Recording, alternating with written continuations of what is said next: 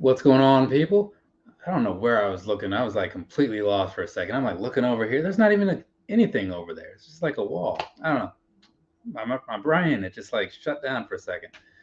AEW Unmatched Series 6. I feel like that's what we're talking about. Yeah. Let's go ahead and jump on into this, right? So that's what we're going to be going over real quick. Also, I didn't really say it in the last one, but there are letters on the sides of the boxes. The last set, the set with Sammy Guevara and some other people, right? This set right here, that one spelled out yes, question or exclamation point, yes, exclamation point. This one spells out Owen Hart, as you see Owen Hart.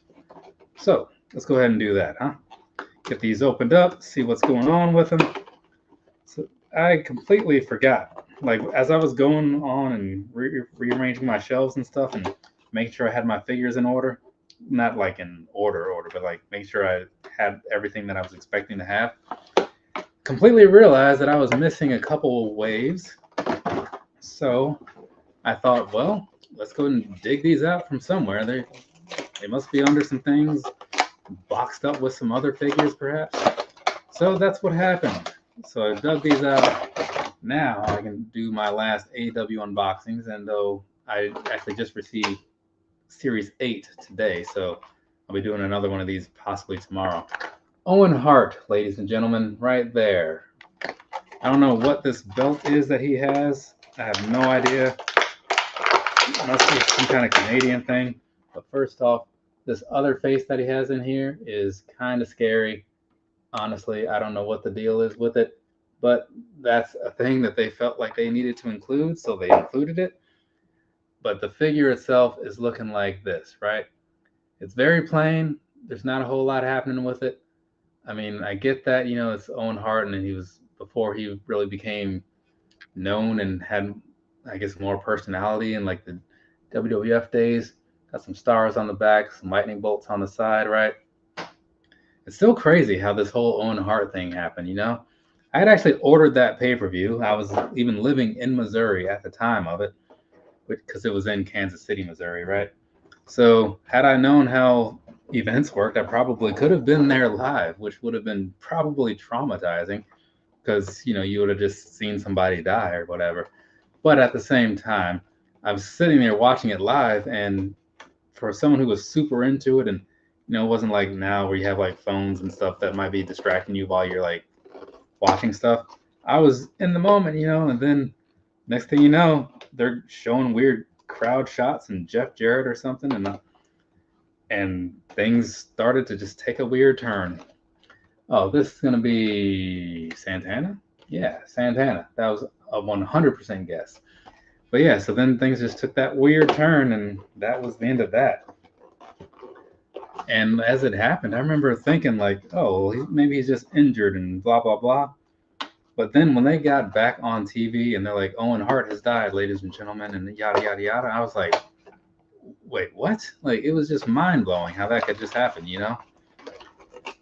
So yeah, hi. Man, I'm bleeding a little bit from, like I said in the last live, I cut my finger. It's not a big cut because otherwise it'd be bleeding profusely, but still mildly annoying because it kind of stings a little bit. So here we go. And the dead president's set up, right? Because that's how that went.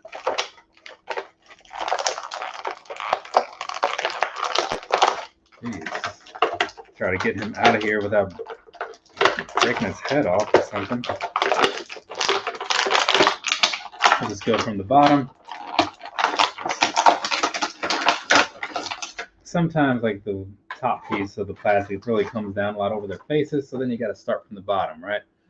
So there you go. There's this. So much like the Chris Jericho over here that had the inmate setup and the Sammy Guevara of the same styling, this is going to be the Santana, and it says Santana Rikers Island, right? And he's got that stick thing that police people have. So not bad. I mean, I think it was a pretty cool thing when it happened. It's just because I thought their face paint was really awesome. And the figure itself, I mean, I don't think anybody needed this, but like I've said now 3 times over, because they've had one of these in each set that I've undone today. It's really cool that they did it. I just don't really need it. And so then we have Ortiz, right? The process of elimination. I can obviously say that in full confidence. So let's go ahead and cut these little pieces of tape open, see what's going on in here, which obviously we already know what's going on in here because these are see-through packages. It's not like that stuff that Marvel was trying to push on everybody. Well, Hasbro more specifically. Those windowless boxes, so then you just hope that your figure is in there. There are so many empty boxes that I've seen over the years at like Targets and stuff, where people just like take out what they want. Society is in a weird place, man. If you just like have no qualms with just stealing things and just saying, you know what, the heck with this. This is now mine. So there we go. There's that. Let me slip it out of here so you can see it a little closer.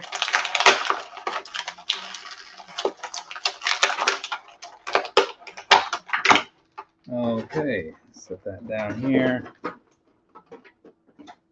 So Ortiz, there we go. He's got the same Dead Presidents style face paint and whatnot. On the back says Ortiz Rikers Island, much like you saw on the Santana one, because this is back when they were a team. And then he's got the beard and stuff. But all in all, I mean, it's a pretty plain figure. It's cool again to complete the little team, but I don't think anybody's gonna be like running out and buying these. But this Ruby Soho, I remember doing the video on this one when I like first got it. You know, like just the standard unboxing, seeing what was in the box. And this one was really fantastic.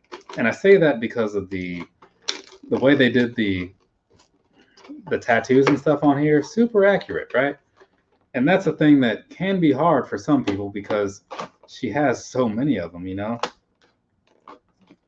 She has just a really interesting look overall. So let's go ahead and get this out of here, right? So you can see what I'm talking about. See what I'm saying, as Matt Seidel would say. So I can sit this here. So, like I said, Ruby Soho, right? A lot of tattoos and stuff going on in here. So crazy with the details, even on the back side. So I'm pretty sure this is going to be my favorite. I mean, things could change. There's, what, 2 figures left? But the first 3 were like, whatever. This one, though, this one is really, really nice. I mean, see that? Like, just looking at, like, the legs and stuff. It's got all the tattoo stuff over there. The Ruby Soho paint job for the clothes. Some tattoos on the side here. Bring that back over. The back isn't so detailed or whatever. I mean, it is for like the shirt, but then you look at the front, and again, just very well done. So if you're looking for a figure like to show how good something can be, it's probably going to be this one, in my opinion.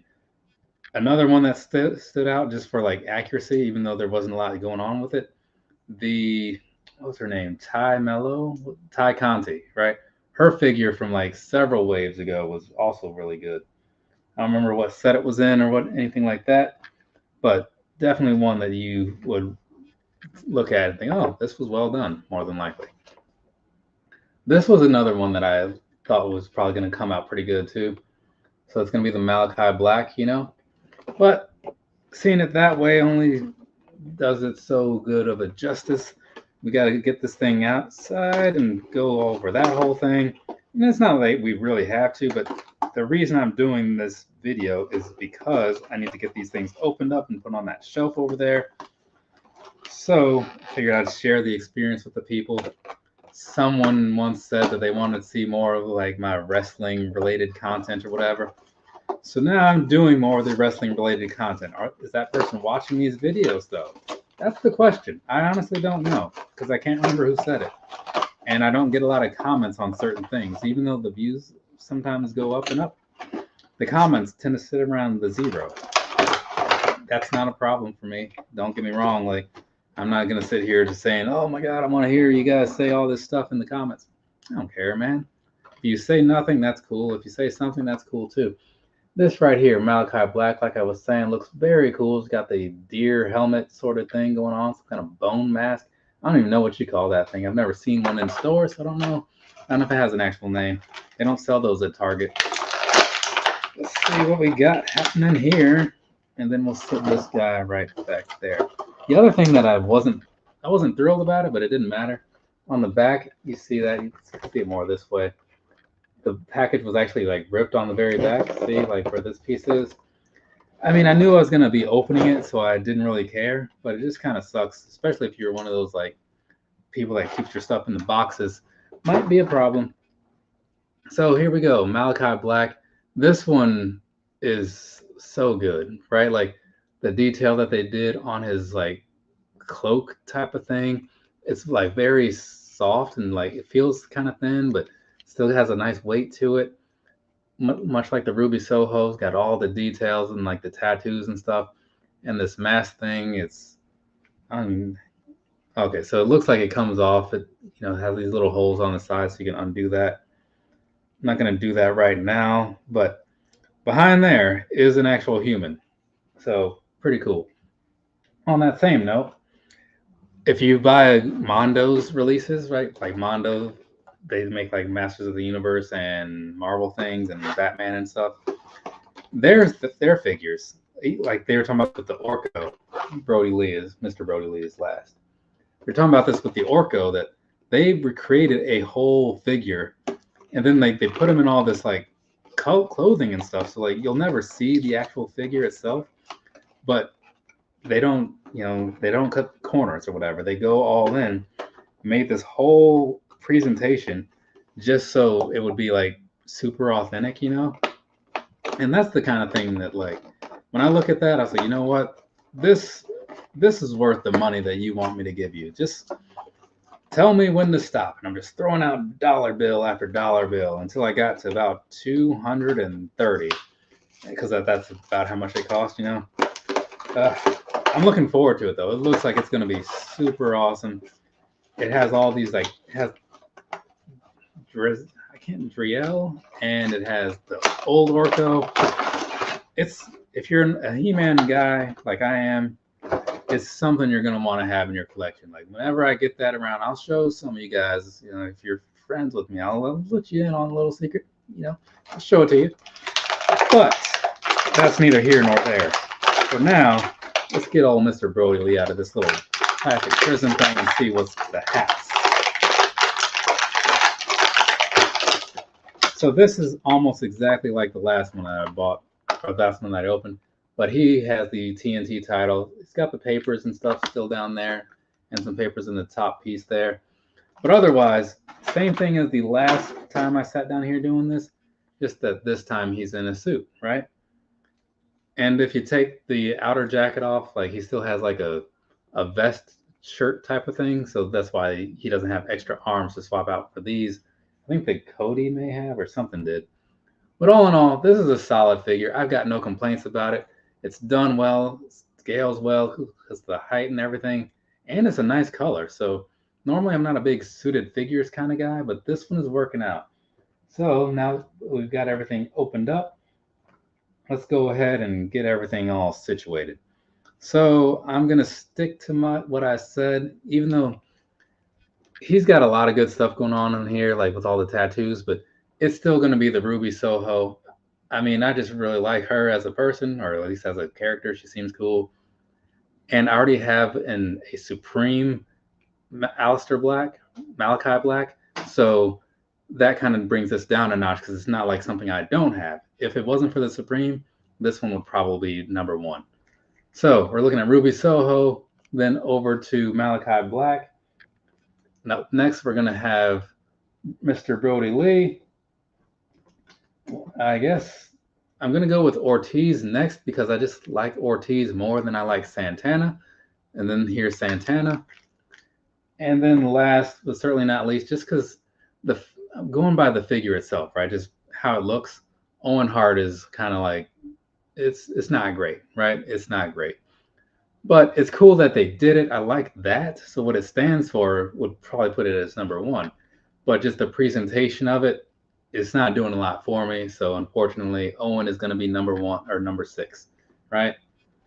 But which, and I guess in a way, I could put these two above after him. But I mean, let's do like the dead presidents look, because I remember when they wore that, so they get some bonus points there. If they released an Owen Hart, which they won't, of how he looked in the WWF days, it probably would have been ranked pretty high. But there we go. There's that. There's all however many figures it was. I just did all 3 sets, right? Unrivaled Series 11, Unmatched Series 5, Unmatched Series 6. So if you care to see those, they're out there roughly where this video is. So you shouldn't have to look too far. From me to you, have a nice rest of your day or rest of your night, whatever it is, wherever you are. I've done a lot of talking today. Like, I've recorded a lot of things. And I've recorded these live. Well, I don't record lives, but you know what I'm saying. So now I'm going to give my voice a rest because it's draining. It is. But whatever. If what's done is done. So yay for me. Later, people. Let's find that end button for the last time today.